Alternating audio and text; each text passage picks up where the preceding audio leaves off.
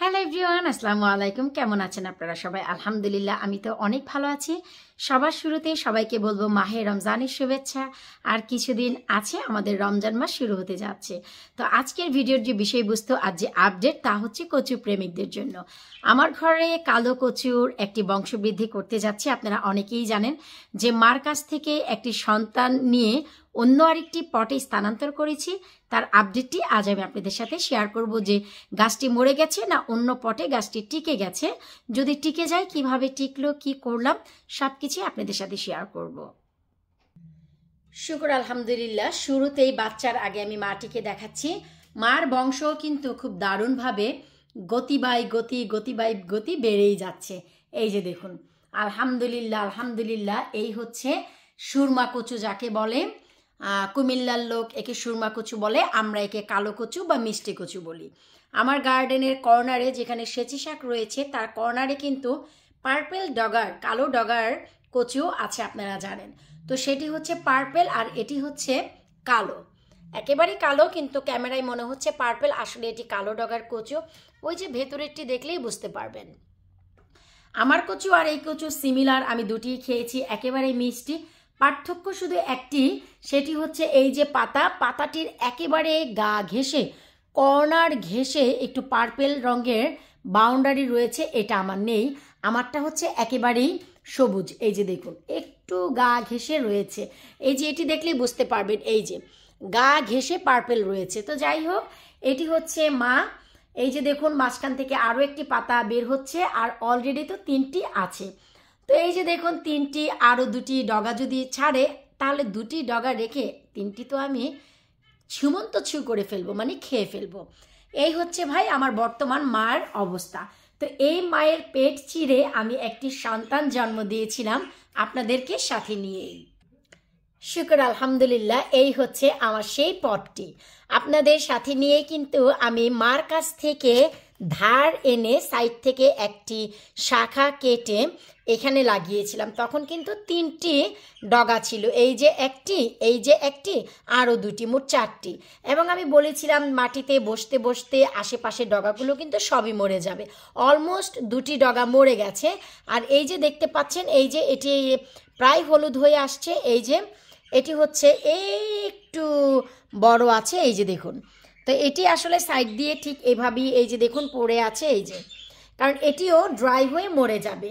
তো মাটিতে যে আমাদের গাছটি বসে গেছে তার প্রমাণ হচ্ছে এই যে এটি ছিল অনেক ছোট, আরও যে চারটি ডগা ছিল তার মাঝখানে এটি ছিল। এখন এই যে ডগা, এই ডগার পেটটি চিরে এই যে দেখুন আরও একটি, এই যে আমি একটু ঘোরাচ্ছি, এই যে দেখতে পাবেন, এই যে দেখুন এই ডগার পেট চিরে এই যে এটি বের হচ্ছে। তার মানে আমার যে কচু গাছ তা মাটিতে খুবই ভালোভাবে সেট হয়ে গেছে। এখন যেহেতু ছোট বাচ্চা, তাই একে এমন একটি খাদ্য দিতে হবে যে খাদ্যটি পেলে এই গাছের মাটির নিচে কোনো প্রকারের রোগ তৈরি হবে না এবং কোনো পোকামাকড়ও তৈরি হবে না।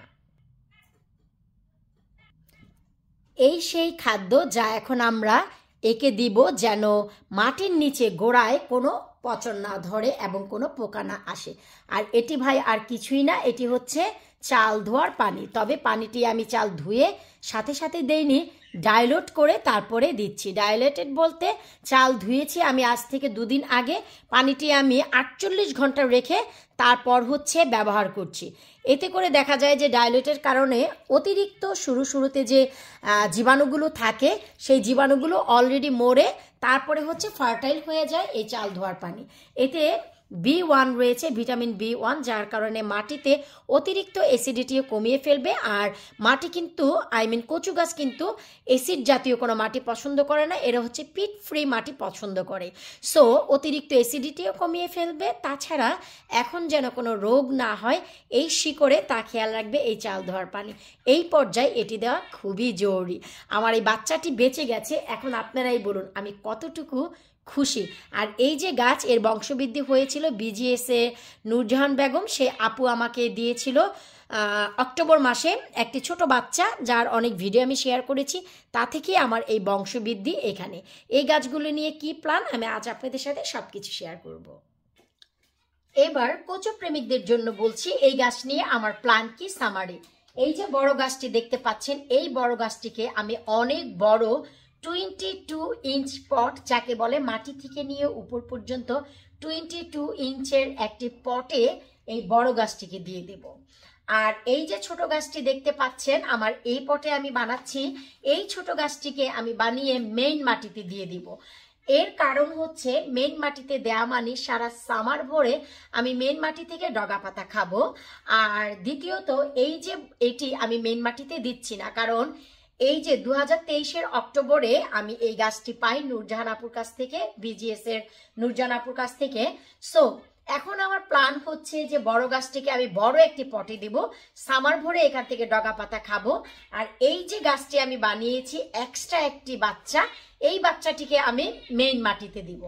তো যখন সামার শেষ হয়ে যাবে বড় পটের এই যে কচু গাছ একেবারে, এই যে আপনারা একটু দেখুন, একেবারে গোড়া থেকে কেটে আমি খেয়ে ফেলবো।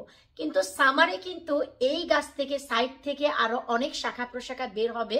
সেই শাখা প্রশাখা আমি কি করব, ছোট একটি পটে এনে আবারও ঘরে রেখে দিব 2025-এর জন্য। এটা কেন করব আমি বলছি। 2025-এর সামারে গিয়ে যদি দেখি পট থেকে এই গাছটি না বের হয়, তার মানে আমার কাছে কিন্তু স্পেয়ার আমি ঘরে একটি রেখে দিলাম। আর এই যে ছোট পটটি, এটি আমি মেইন মাটিতে দেব। যদি 2025-এ মেইন মাটি থেকে আবারও ওঠে তাহলে তো শুকর আলহামদুলিল্লাহ, সোনায় সোহাগা, কোনো সমস্যা নেই। এভরি ইয়ার তাহলে মেইন মাটি থেকে আমি পেয়ে যাব। আর যদি দেখি 2025-এ এটিও বড় পট থেকে উঠছে আর এটিও মেইন মাটি থেকে উঠছে, তাহলে আমি ঘরে যে বাচ্চাটি বানাবো সেটি আমি কাউকে গিফট করব যদি কেউ চায়। আরও একটি কথা, সামারে আপনাদের কারো যদি এই সুরমা কচুর চারার প্রয়োজন হয় অবশ্যই যোগাযোগ করবেন আপনারা labonykitchen.co.uk/shop আমার ওয়েবসাইটে। আমি চেষ্টা করব আপনাদেরকে লাইভ যে প্লান্ট সেগুলো আপনাদের সাথে শেয়ার করতে, কারণ আমার ইচ্ছে আছে যে সামারে এই গাছ থেকে আমি অনেকগুলো চারা বের করব। সাইড থেকে যত শাখা প্রশাখা বের হবে আমি ছোট ছোট পটে নিয়ে সেগুলোকে চারায় রূপান্তর করব। যদি আপনাদের কারো প্রয়োজন হয় প্লিজ আপনারা ওয়েবসাইটে নক করতে পারেন। যেভাবে আমার কাছ থেকে আপনারা সেচি শাক, হেলেঞ্চা, এলিচা বা হেলেঞ্চা, এলিচা বা সেচি শাক যে নামে ডাকেন না কেন সেই শাকগুলো কালেক্ট করেন, একইভাবে আমি কচু শাকও দিব। তো নিশ্চয়ই আপনারা জানতে পারলেন যে এই দুটি পটের কচু গাছ নিয়ে আমার কি প্ল্যান 2024-এ। আশা রাখছি আপনাদের ভালো লাগবে। ভালো লাগলে ভিডিওর নিচে অবশ্যই কমেন্ট করবেন। কারা কারা কচু গাছ পছন্দ করেন অবশ্যই কমেন্ট করতে ভুলবেন না। তো বিদায় নিচ্ছি রে ভাই আজকের মতন। এই ছোট বাচ্চাটিকে নিয়ে একটু উৎসাহ উদযাপন চলবে এখন আমার। আমি তো খুব খুশি ভাই, ছোট বাচ্চা হয়েছে, দাদি হয়ে গিয়েছি। আমি না নূরজাহান বেগম, কারণ তার কাছ থেকে আমি নিয়েছি।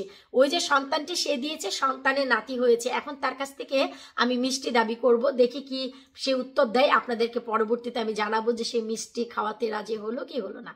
আল্লাহ হাফেজ।